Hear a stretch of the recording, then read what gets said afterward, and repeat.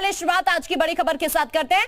नोएडा की सबसे पहले बात करते हैं, जहां करीब 3700 करोड़ की ठगी मामले में फरार चल रहे 2 आरोपियों की गिरफ्तारी के लिए 25-25 हजार रुपए का इनाम घोषित किया गया है। साइबर अपराध के एसपी त्रिवेणी सिंह के मुताबिक सनी मेहता और मनदीप हरियाणा के कैथल और गुरुग्राम के रहने वाले हैं। आपको बता दें कि नोएडा के सेक्टर 63 में सोशल मीडिया पर प्रोडक्ट और पर्सनल प्रमोशन के नाम पर 6.5 लाख लोगों से करीब 3700 करोड़ की ठगी का मामला सामने आया था। साल 2017 में एसटीएफ ने इस कंपनी के डायरेक्टर सहित 21 लोगों को गिरफ्तार किया था। बड़ी खबर ये हम आपको इस वक्त बता रहे हैं, जो 2 फरार आरोपी थे इन पर शिकंजा कसा गया है। 3700 करोड़ रुपए की ठगी का ये पूरा मामला है, जिसमें कार्रवाई करते हुए 2 आरोपियों पर पुलिस ने शिकंजा कसा है।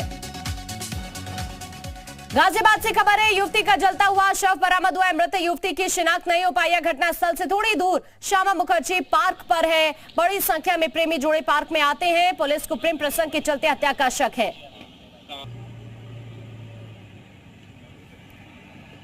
थाना कवि नगर क्षेत्र के अंतर्गत मुखर्जी पार्क के पास से आज एक सूचना प्राप्त हुई कि एक महिला की बॉडी जली हुई अवस्था में सड़क पे पड़ी हुई है, जिससे पुलिस मौके पे तत्काल पहुंच गई है। बॉडी को लेकर हॉस्पिटल तथा जो और कार्रवाई अपेक्षित है उनके लिए भेजा गया है। महिला की अभी शिनाख्त नहीं हो पाई, उसके प्रयास किए जा रहे हैं। शीघ्र इस पूरी घटना का नामकरण किया है। चंदौली में बदमाशों की घेराबंदी के दौरान ट्रक सवार बदमाशों और पुलिस के बीच मुठभेड़ हो गई। इस दौरान बदमाशों ने पुलिस टीम पर फायरिंग कर दी, जिसमें एक दारोगा घायल हो गया। जवाबी फायरिंग में एक बदमाश के पैर में गोली लग गई। वहीं मौके से एक बदमाश अंधेरे का लाभ उठाकर फरार हो गया। पुलिस फरार बदमाश की तलाश में जुटी हुई है। पुलिस ने ट्रक की छानबीन की तो ट्रक के अंदर दिल्ली की नंबर प्लेट लगी सफेद रंग की स्कॉर्पियो मिली, जबकि ट्रक के पिछले हिस्से में एटीएम काटने के सभी उपकरण और 4 राज्यों के फर्जी नंबर प्लेट भी बरामद हुए। वहीं घायल बदमाश के पास से एक तमंचा, जिंदा कारतूस बरामद हुआ है। तो आज लगभग ये मुठभेड़ यहाँ थाना बलुआ क्षेत्र में हुई है और इसमें जो पाया गया उसमें एक ट्रक पाया गया और एक स्कॉर्पियो इसके अंदर है। और इसमें ट्रक में 2 लोग इसको चला रहे थे। जब इनको रोकने का प्रयास किया गया, ये उतर के भागे हैं और इन्होंने पुलिस के ऊपर फायरिंग करी है। जवाबी फायरिंग में इसमें एक व्यक्ति के पैर में गोली लगी है और इसके साथ एक इसका साथी है जो फरार हो गया है। इसके लिए कॉम्बिंग की जा रही है, उसको भी जल्द अरेस्ट किया जाएगा। प्रयागराज में जुमे की नमाज के बाद भड़की हिंसा के मामले में रोज नए खुलासे हो रहे हैं। पुलिस को अब जानकारी मिली है कि बवाल की साजिश में करेली और खुलदाबाद इलाके के कई बेहद प्रभावशाली लोग शामिल थे। इनमें एक अन्य मस्जिद के मौलाना के साथ कई राजनीतिक लोगों का भी नाम शामिल है। कस्टडी रिमांड में मुख्य आरोपी जावेद पंप ने कई मौलाना और नेताओं के नाम लिए हैं। उसके मुताबिक उन्हें मालूम था कि जुमे के दिन यानी कि 10 जून को नमाज के बाद अटाला में बड़े पैमाने पर प्रदर्शन होगा। पुलिस सूत्रों का कहना है कि जिन लोगों के नाम सामने आए हैं उन्हें पूछताछ के लिए जल्दी बुलाया जाएगा। पुलिस उनसे पूछताछ करेगी और बवाल के मामले में उनकी भूमिका की जांच भी करेगी। अगर उनकी भूमिका संदिग्ध मिलती है तो मुकदमे में उनका नाम शामिल किया जाएगा। वहीं प्रयागराज हिंसा में शामिल दंगाइयों से एक पाई वसूलने की तैयारी है। यूपी पुलिस हिंसा में शामिल एक दंगाइयों से हर जाने की रकम वसूलेगी। हिंसा में शामिल उपद्रवियों से 54 लाख रुपए वसूले जाएंगे। दरअसल पूरी कार्रवाई में पुलिस विभाग का 54 लाख रुपए खर्च हुआ था। पुलिस विभाग उपद्रवियों से हर जाने की रकम वसूलेगी। वहीं हिंसा के एक और आरोपी के घर पर बुलडोजर चल सकता है।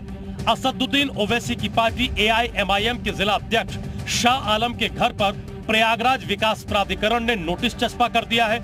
उनके घर के अवैध निर्माण पर सफाई मांगी गई थी। कारण बताओ नोटिस में 29 जून तक जवाब देने को कहा गया है। आगरा में अग्निपथ योजना के विरोध में हुई हिंसा को लेकर अहम खुलासा हुआ है। पंजाब में तैनात सेना का जवान यहां विरोध की आग को हवा दे रहा था। जवान ने ही इनकलाब जिंदाबाद नाम से व्हाट्सएप ग्रुप बनाकर लड़कों को भड़काया था। जवान ने ग्रुप में वॉइस मैसेज भेजे। उसने कहा, सरकारी संपत्ति में आग लगाओ तभी सरकार तुम्हारी सुनेगी। मैं फौजी होकर तुम्हारी लड़ाई लड़ रहा हूँ। जवान ने प्रधानमंत्री और रक्षा मंत्री के लिए भी कई आपत्तिजनक बातें कही। हम अभी साक्षी क्रम में और भी चीजें हैं। इससे जो मोबाइल भी हमें बरामद हुआ है, हम उसको फॉरेंसिक लैब भेजेंगे। उसमें कौन कौन से और ग्रुप जुड़े हुए हैं वो फॉरेंसिक लैब से मालूम चल पाएगा। फिलहाल आरोपी अब पुलिस के शिकंजे में है। उसने अपना गुनाह कबूल कर लिया है। लखनऊ में LDA इंजीनियरों की बड़ी लापरवाही सामने आई है। अधिकारियों ने बिना टेंडर कराए ही कंपनी को 1 करोड़ का भुगतान कर दिया। दरअसल लखनऊ के जनेश्वर मिश्रा पार्क में सांप पकड़ने और कार्यक्रम में कुर्सी, मेज और पंडाल बनाने के नाम पर करोड़ों के घोटाले का खुलासा हुआ है। एलडीए के इंजीनियरों ने बिना टेंडर पास कराए ही कंपनी को 1 करोड़ रुपए से ज्यादा का भुगतान कर दिया। इतना ही नहीं, ऐसी कंपनी को सांप पकड़ने का विशेषज्ञ दिखाकर काम दे दिया गया जिसके पास इस काम का कोई तजुर्बा नहीं था। कंपनी पार्क में टाइल्स लगा रही थी जो बाद में सांपों की विशेषज्ञ बन गई। एलडीए ने 2013 से 16 के बीच गोमती नगर विस्तार में जनेश्वर मिश्रा पार्क बनवाया था। इस दौरान यहां अफसरों को पार्क में सांप नजर आए तो इन्हें पकड़ने के लिए विशेषज्ञ रखवाने थे। पूरे पार्क में करीब 50 सांप पकड़े गए, मगर इन सांपों और बाद में हुए आयोजन दोनों में मिलाकर इंजीनियरों ने 1 करोड़ से ज्यादा का भुगतान कर दिया।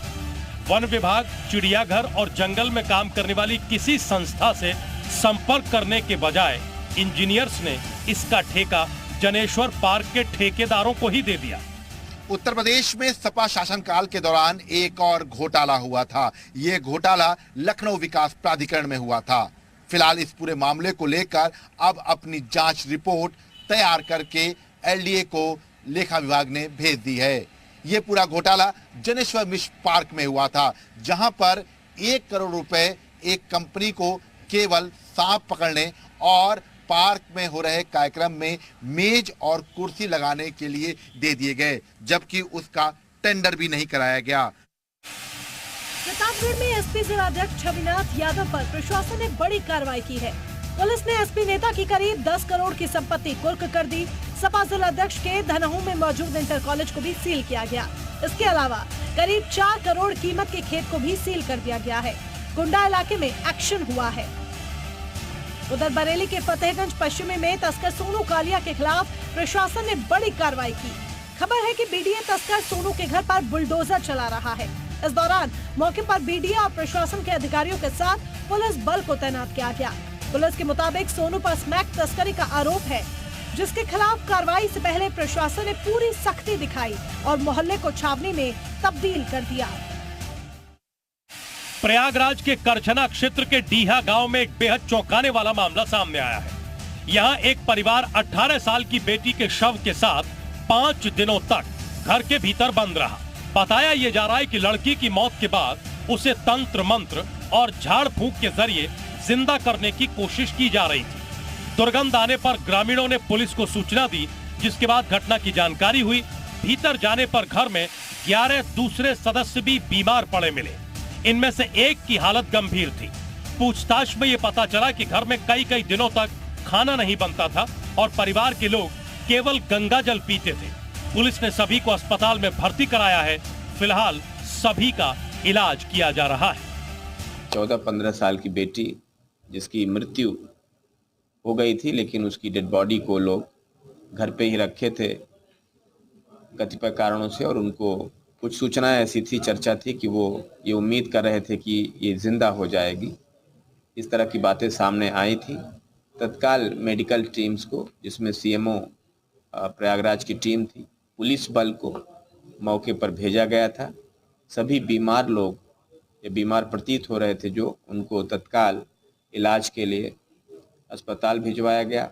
साथ ही साथ जो मृत लड़की थी 15 साल की, उसकी डेड बॉडी को पोस्टमार्टम के लिए भेजा गया है। रायबरेली में बारिश के चलते अस्पताल की बिजली गायब हो गई, जिसके चलते एक शख्स की जान चली गई। मृतक के बेटे के मुताबिक बिजली जाने से ऑक्सीजन बंद हो गई और उसके पिता की मौत हो गई। इतना ही नहीं, 5 घंटे तक बिजली न आने से बेहाल मरीजों के ऑपरेशन तक मोबाइल की रोशनी में किए गए। दरअसल बीती रात करीब 7 बजे हल्की बूंदाबांदी के साथ ही जिला प्रशासन की बिजली गुल हो गई। भीषण गर्मी के बावजूद अस्पताल प्रशासन ने जनरेटर न चलाकर बिजली आने का इंतजार किया। उधर घंटों बिजली न आने से ऑक्सीजन सप्लाई बंद हो गई। 5 घंटे बिजली न आने से बेहाल तीमारदार हाथ का पंखा करते नजर आए। सर, इनके खास के पेशेंट हैं और ऑक्सीजन के बिना इनकी हालत देखिए आप कैसे हो रही, लगातार बिगड़ती चली जा रही। आज कई दिनों से देख रहे हैं बिजली की हालत ये है, 2-2 घंटे तक गायब रहती है। सूबे के सरकारी अस्पतालों का यह हाल तब है जबकि स्वास्थ्य मंत्रालय खुद डिप्टी सीएम ब्रजेश पाठक के पास है और वो शपथ के बाद से ही एक्शन मोड में नजर आ रहे हैं। शाहजहांपुर में 5 साल के मासूम बच्चे के साथ गैंगरेप करने का मामला सामने आया है। आरोप है कि 11 साल के 2 बच्चों ने इस वारदात को अंजाम दिया। फिलहाल पुलिस ने बच्ची को अस्पताल में भर्ती कराया है और दोनों आरोपी बच्चों को बाल सुधार गृह भेजा गया है। खबर है कि बच्चों ने मोबाइल में वीडियो देखकर गैंगरेप की वारदात को अंजाम दिया। घटना की खबर तब लगी जब बच्ची घर पहुंची, तो परिजनों ने बच्ची के कपड़ों में खून देखकर उससे पूछताछ की, तब जाकर इसका खुलासा हुआ। थाना बंडा पर एक 5.5 साल की बच्ची से यौन व्यवहार के संबंध में अभी पंजीकृत किया गया है। इसमें 2 को आरोपी बनाया गया, जिसमें एक बच्चे की उम्र 11 वर्ष है और एक की करीब 7 वर्ष है। उनकी उम्र को वेरीफाई किया जा रहा है और उसी के अनुसार विधिक कार्रवाई की गई है। आजमगढ़ शहर कोतवाली क्षेत्र के गांव सराय मंदराज में युवती के घर में घुसकर चाकू से गर्दन पर हमला करने का मामला सामने आया। शहर कोतवाली क्षेत्र के गांव सराय मंदराज में रहने वाली युवती ने जब युवक से बात करना बंद कर दिया तो इससे नाराज होकर युवक घर में घुसा और हमला किया। घर के लोगों ने जब आरोपी आशीष को पकड़ने का प्रयास किया तो वो छत के रास्ते भागने लगा और बिजली के तारों से टकराता हुआ जमीन पर गिर गया। घायल आशीष और युवती का इलाज जिले के अस्पताल में चल रहा है। फिलहाल पुलिस केस दर्ज कर जांच कर रही है। बुधवार को शहर शहर रफ्तार का कहर दिखाई दिया। राजधानी लखनऊ में कंटेनर से 3 गाड़ियां टकरा गईं। यह हादसा शहीद पथ पर हुआ। हादसे में गाड़ियों के ड्राइवर को गंभीर चोट आई है। वहीं लखनऊ से सटे उन्नाव में लखनऊ आगरा एक्सप्रेसवे पर तेज रफ्तार डबल डेकर बस बेकाबू होकर खाई में गिर गई। हादसे में लगभग 30 यात्री घायल हो गए। घायलों में 3 की हालत गंभीर बताई जा रही है। बस बेकाबू होकर डिवाइडर तोड़ती हुई खाई में गिरी। बताया जा रहा है कि बस का अगला पहिया फटने से यह हादसा हुआ। यह बस बिहार से चंडीगढ़ जा रही थी। बांगरमऊ के रघुरामपुर गांव के पास यह सड़क हादसा हुआ है। उधर उन्नाव हादसे पर सीएम योगी ने संज्ञान लिया। उन्होंने जिला प्रशासन को घायलों के बेहतर इलाज के निर्देश दिए हैं।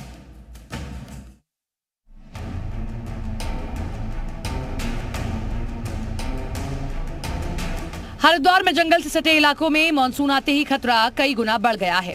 लक्सर के लालपुर गांव में अचानक अजगर के आने से हड़कंप मच गया।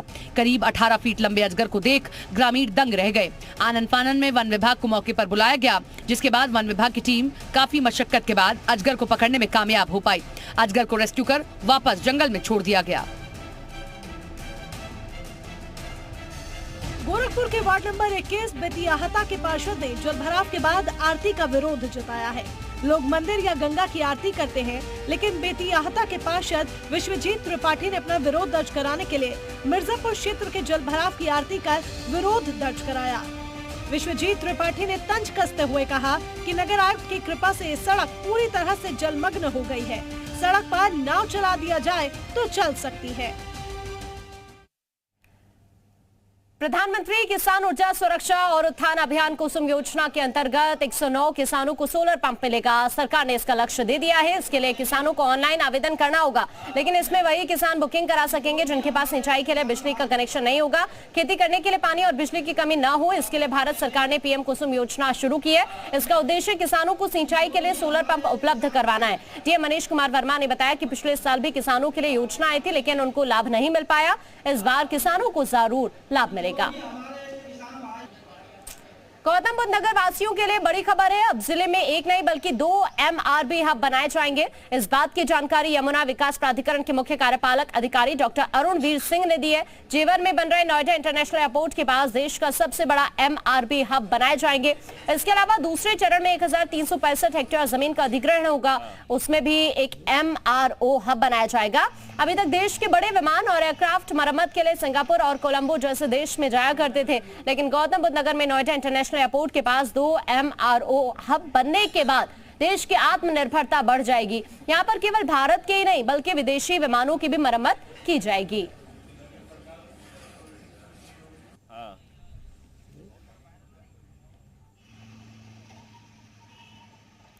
जालौर में बारिश ने नगर पालिका की तैयारियों की पोल खोलकर रख दी है। जो बड़ी बड़ी बातें कर रहे थे, दरअसल वो पहले ही बारिश के बाद उसका सच सबके सामने आ गया। पता चल गया कि नगर पालिका ने किस तरह से शहर में पानी निकालने की तैयारी की थी। उसकी तस्वीरें आप देख सकते हैं, कैसे कोंच नगर पालिका में पानी जमा हो गया। वो भी केंद्रीय गृह राज्य मंत्री भानु प्रताप वर्मा के घर से 500 मीटर की दूरी पर पानी जमा है। ये हालात सोचिए ऐसी जगह के हैं जो वीवीआईपी है, और पहली बारिश के बाद सड़क पर पानी जमा हो गया।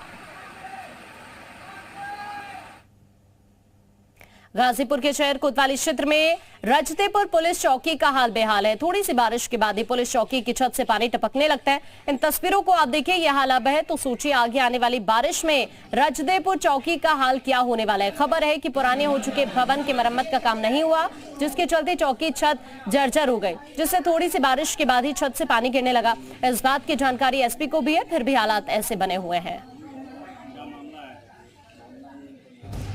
यूपी के कई जिलों में मानसून की बारिश शुरू हो चुकी है। बारिश से लोगों को उमस भरी गर्मी से राहत मिली है। मौसम विभाग ने उत्तर प्रदेश के 43 जिलों में जोरदार बारिश का अलर्ट जारी किया है। काशी में लोगों को उमस भरी गर्मी से राहत मिली। कल से वाराणसी में भारी बारिश हो रही है। सड़कों की बात की जाए तो बारिश की वजह से सड़कें जलमग्न हो गई हैं, जिसके चलते नगर निगम के लंबे लंबे दावे एक बार फिर फेल साबित हुए हैं। वाराणसी में मानसून ने दस्तक दे दी है। कल शाम से ही झमाझम बारिश से एक तरफ जहां काशी वासियों को उमस भरी गर्मी से राहत मिली, वहीं दूसरी तरफ नगर निगम की नाकामी से लोगों को परेशानी भी झेलनी पड़ी। घंटे भर की बारिश और चमक गरज ने लोगों को मुसीबत में डाल दिया। घुटने भर तक पानी लग गए और सड़कें लबालब हो गई। उधर गोरखपुर में मानसून की पहली बारिश से जल भराव हो गया। बरसात के कारण शहर के कई हिस्सों में जल भराव की समस्या खड़ी हो गई। कई जगहों पर 2 से 2.5 फीट पानी भर गया। सड़कों पर जल भराव के कारण जाम लग रहा है। गोरखपुर में मानसून ने दस्तक दे दी है और यहाँ जो है कल रात से ही बारिश शुरू हुई है और मौसम विभाग के अनुसार यहाँ येलो अलर्ट जारी किया गया है, जिसके बाद यहाँ नगर निगम का जो दावा था वो पूरी तरह फेल नजर आ रहा है। और यहाँ अभी पहली बरसात है, उसके बाद ही यहाँ जल भराव की स्थिति हो गई है। सीएम योगी ने राज्य में बाढ़ की स्थिति से निपटने की तैयारियों को लेकर जिलाधिकारियों के साथ बैठक की।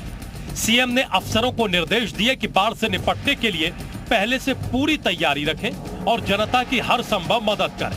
सीएम योगी ने कहा कि बाढ़ नियंत्रण की तैयारी पूरी हो, सभी अधिकारी अफसरों की जवाबदेही तय हो। जिले के अंदर जिलाधिकारीगण थोड़ी भी रुचि ले लें, कोई स्थिति नहीं होनी चाहिए जल जमाव की। हर एक स्तर पर उसकी जवाबदेही तय करें। उत्तराखंड में बदले मौसम के मिजाज के साथ टिहरी में सुबह से बारिश का सिलसिला चल रहा है। लगातार जारी बारिश से जहां तापमान में गिरावट आने से लोगों को गर्मी से राहत मिली है, वहीं बारिश को फसलों के लिए भी लाभदायक बताया जा रहा है। उत्तराखंड में मानसून आने के साथ ही हरिद्वार में तेज बारिश से लोगों को गर्मी से राहत मिली है। यहां आधी रात से हो रही तेज बारिश के चलते तापमान में गिरावट आई है। हालांकि इस दौरान कई इलाकों में जल भराव हो गया। वहीं पहली बारिश में ही लोगों के घरों में पानी भरने से आम जनजीवन अस्त व्यस्त हो गया। राजधानी लखनऊ के कैंट थाना क्षेत्र के रेसकोर्स की रहने वाली हिना बानो ने छोटी सी उम्र में ही एक बड़ा मुकाम हासिल किया है।